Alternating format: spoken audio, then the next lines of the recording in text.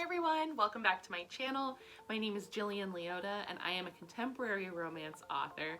And today I'm going to share with you how I use old calendars to keep track of my story timelines and let you know how this can be a simple tool to make your life a whole lot easier.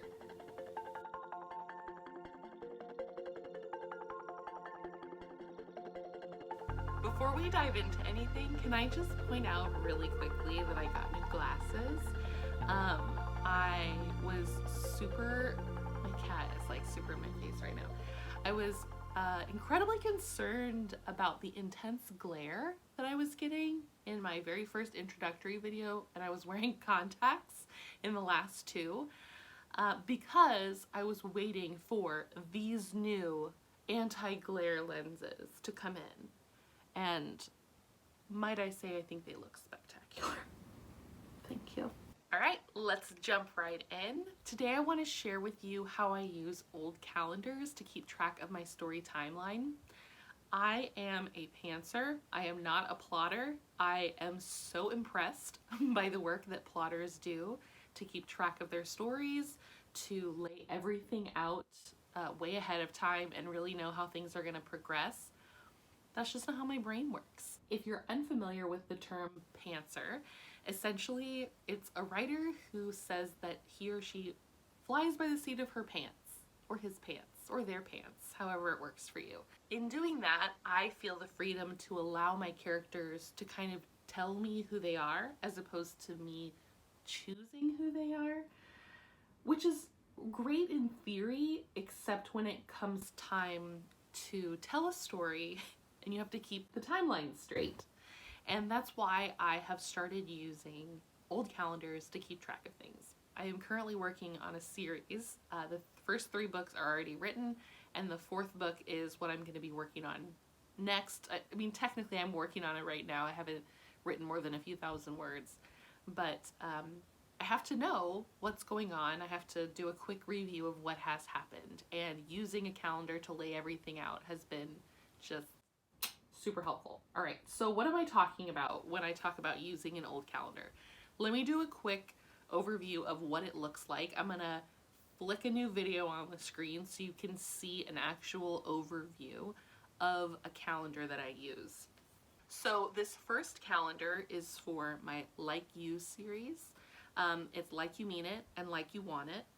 And this was the first time that I used a calendar to track my storyline, because when I was writing this story, I kept moving chapters around because I felt like they weren't in the right order, and I just had a really difficult time keeping track of what day of the week it was.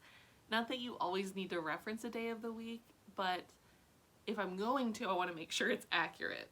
So I took the calendar and just from the beginning, I put on chapter 1, Finn and Carly. There isn't any grand information about what is actually happening in that scene.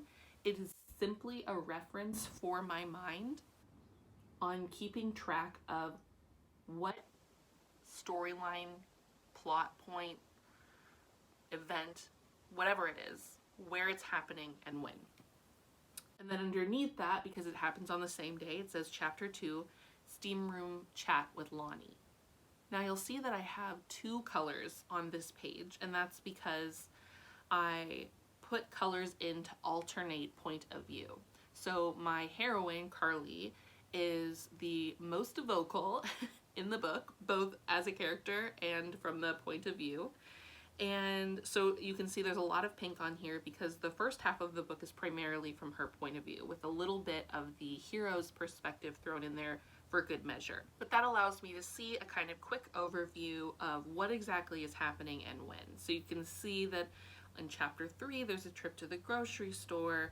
Chapter 3 and 4, on the 10th, that's girls' night with Susie, which is her neighbor. It goes on to kind of explain everything that happens. So I really like the way that that calendar looks. It's very pretty aesthetically in my mind. It's fun to hold, and I use little paper clips to flip easily through the overview of the month as opposed to going through weekly, because that's how the calendar was organized. It's a calendar from 2017, so it's definitely out of date.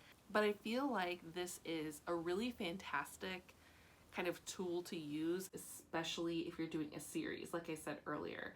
And now I want to show you how I'm using it slightly differently for my Hermosa Beach series, which still has the entire overview of the story, but just slightly different. And here's how. So, very similarly to the other calendar for the Like You series, I have alternated colors for point of view. The yellow is for my heroine, Hannah, and the blue is for my hero, Wyatt. The main difference, and I'll just go ahead and flip this page, is that, oh, I need to go one more. As you can see, once I get to the end of the story, because right here we have the epilogue, you'll see that there are still a ton of sticky notes in here. And that's because this is the transition into book 2 of the series. And this is particularly wonderful for my mind when I am starting a new book, because it allows me to keep track of the things that happened at the end of the last book and how they kind of fit like a puzzle piece with what's happening in the new book. You'll also notice that I use different sticky note colors, and the reason for that is simply because if I am going to visually keep track of whose point of view it is, I don't want to confuse myself by still using that same yellow and blue from the first book and then having it just continue yellow and blue all the way through. It is simply just something for my mind, for that kind of quick and easy visual. And then you can see, if I flip forward again, a transition into the next book as well. And that's where I get into the kind of orange and purple colors. Eventually it gets to book 4, and that is what I'm working on right now. There are a couple of reasons why I feel like having a visual overlook of your story timeline is really relevant. The first is a pretty simple one. If you're an author, you're going to really care that your reader feels like your story is consistent. And if you are talking about your hero going to the grocery store on a Thursday and it actually happened on a Tuesday, I can't guarantee that your reader is going to notice, but the ones that do notice are going to be really cranky about it. So it's just like a simple little thing to kind of keep track of things to make sure they stay consistent. The second reason why I feel like this can be helpful is because it provides a really simple way to overview the length of time for your story progression. And maybe that's just me, and maybe it's just because I write in romance, but I know that there's a lot of readers who have a really hard time with insta-love, and who have a really hard time buying into romances that happen over really short periods of time.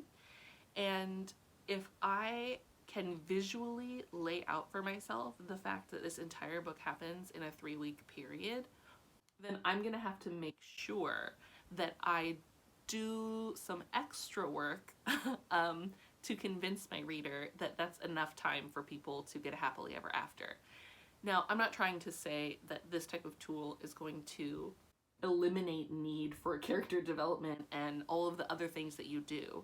It is simply a visual tactic to help you keep track of things. And the last one, which I don't know that it's particularly relevant to everybody, but it's a simple way to keep track of holidays. And I feel like if you are a person who likes to write by season or by month, or by, like if you're writing a holiday story, or if you're writing something that happens over the summer, keeping track of where the holidays fall is a great way to kind of spice up your storyline. Knowing that something is going to fall over Labor Day allows you the ability to pop something like that into your storyline that you might not have planned. And that can be particularly helpful if you are a pantser, and sometimes you struggle with where your story is going to go next. But if you see that there's a holiday coming up, that might spark new ideas or creativity in your mind. All right, so what materials do I use? First of all, I absolutely use old calendars. This is my 2017 calendar that houses the Like You series. I use paper clips to kind of keep things organized in here. And then I also have this happy planner, which is for my Hermosa Beach series. I'll just put it, there we go. You can really use any type of planner. I specifically just picked planners that were at Ross that were super cheap, that were just a couple dollars. You're also gonna want a ton of sticky notes. And as a person who loves things like stationery and sticky notes and pens, I love that I get to use this as an excuse to buy them for myself. Here is an example of the sticky notes that I have in my desk. So I alternate between using guys like these, which I think are about 1.5 inches by 1 inch, or maybe two by 1. But then I also use these little guys as well, which are super tiny and usually fit better in the calendar than a bigger one. Either way, you're gonna probably wanna cut them so that they fit, especially if you have multiple things happening on a single day. If you have like a big, you know, four or 5 chapters that happen on a single day, you're gonna wanna cut them down a little bit. I also like to use really fine tipped pens because it allows me to write tinier. I am definitely a Pilot girl. Let's see if I can I do that? Let's see, I don't know that I can get it to focus really, but I do a 0.38 tip because it's so tiny, it just feels like tiny little scratches, and it allows me to fit a lot onto one day of a calendar. A few simple suggestions that I would really encourage: don't write on your calendar. I really do recommend using sticky notes, because if you are a person who writes like I do and then all of a sudden you realize, you know, I'm not sure if this part of my story should happen yet. I need a little bit more plot development and character connection to happen before I can let this next step of the story happen. You might want to start moving things around. And if you write directly on the calendar, it makes it a little bit more difficult. If you write onto a sticky note or something else that you can put in and take out, you can easily move it around on your calendar wherever it suits your needs. I also want to highly recommend that if you are writing in a series and you're going to put multiple books in one calendar, that you do a different color for every point of view, even if it's not in the same book. Again, it's just a preference thing. It is really simple on my mind when I glance in and I see the color change going from one book to another. Also, and this is just kind of a side note, if you're a person who really likes things like happy planners, and like I create my own author planner for myself, and every once in a while I'll take a note card or a postcard or something out of one of my older planners and I cut it up because it'll have like a cute quote on it. And let me see if I can find one really quick. Okay, this is a bad example, but this page says be bright on it. And maybe it's something that says be brave or be bold or you're amazing or try hard or whatever. You can always pull it out of the planner if you're not using that certain chunk of the planner, and you can use it in something else. That's just a little pro tip for you. I'd also recommend playing around with the sticky note size to figure out what works best. I alternate sometimes. Sometimes it just depends on what sticky notes I have in certain colors, but play around with it a little. Lastly, I just want to say the main thing to remember is that this is supposed to satisfy 2 things.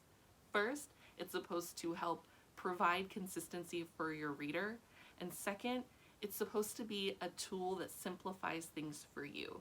So if you feel like this is something that will help you keep yourself organized, definitely use it. If you feel like this is a bunch of additional work and you have a completely different way to organize things, don't use it. I just simply wanted to provide an opportunity for people who are struggling with keeping track, an alternative means for how you can do it in a really cheap and simple way.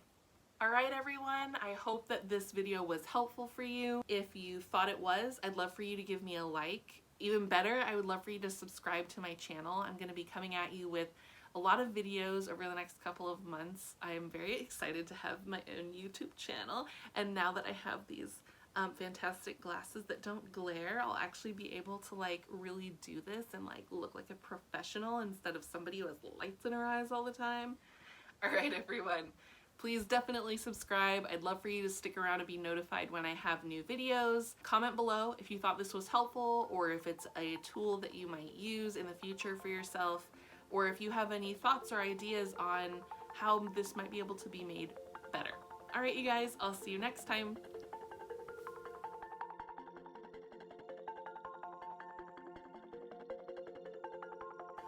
A few simple suggestions. See my cat in the corner. Come on, Boki. Let me record my video.